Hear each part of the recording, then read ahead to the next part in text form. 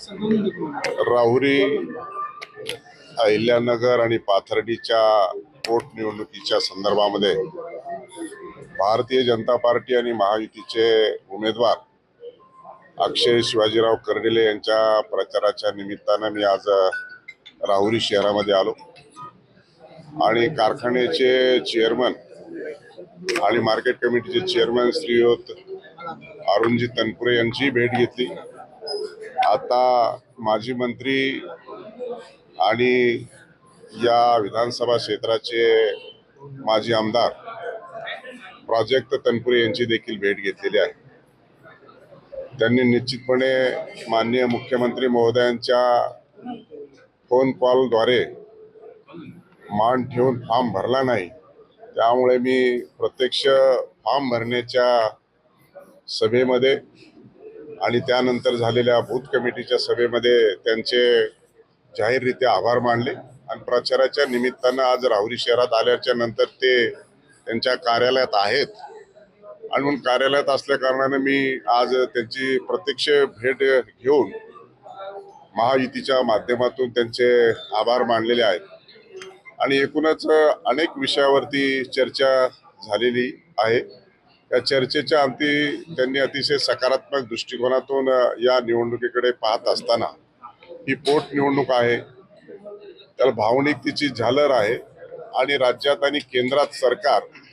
हे भारतीय जनता पार्टीचं आणि महायुतीचं आणि मित्रपक्षाचं असल्या कारणानं या मतदारसंघाचा प्रश्न जे प्रलंबित आहेत ते सुटले पाहिजेत, सुशिक्षित बेरोजगारांचे प्रश्न सुटले पाहिजेत आणि एकूणच हा विकास जर होत असेल तर सत्ता ही महत्वाची आहे आणि राज्यात आणि केंद्रात ही सत्ता भारतीय जनता पार्टीची असल्या कारणानं त्यांनी मतदारसंघाच्या प्रश्नाला प्रथम प्राधान्य देत या ठिकाणी उमेदवारी केलेली नाही आणि म्हणून मी आभार मानत असताना त्यांना हेही सांगितलं की आज माननीय मुख्यमंत्री महोदय हे या ठिकाणी सभेसाठी येत आहेत, आणखी 2 दिवस बाकी आहेत, तर निश्चित स्वरूपामध्ये त्यांनी कार्यकर्त्याच्या भेटीगाठी सकाळी देखील बैठक घेतलेली आहे आणि त्या अनुषंगाने ते प्रयत्नशील आहेत।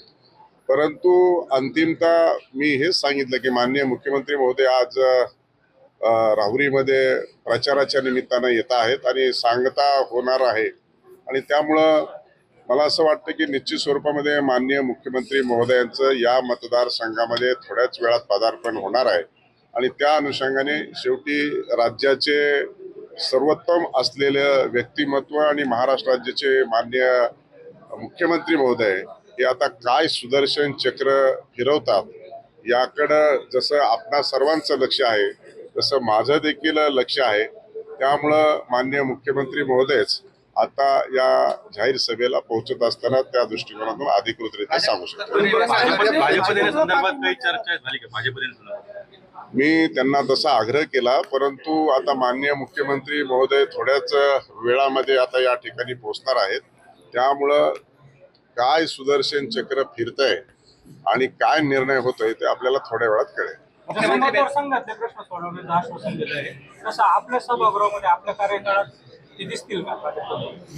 मला असं वाटतं की आता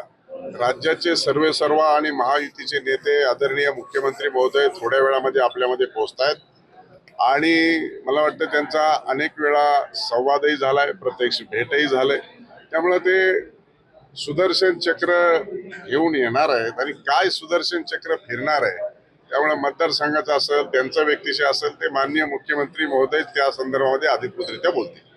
धन्यवाद। भेट घेणार आहेत। एबीपी माझा, उघडा डोळे बघा नीट।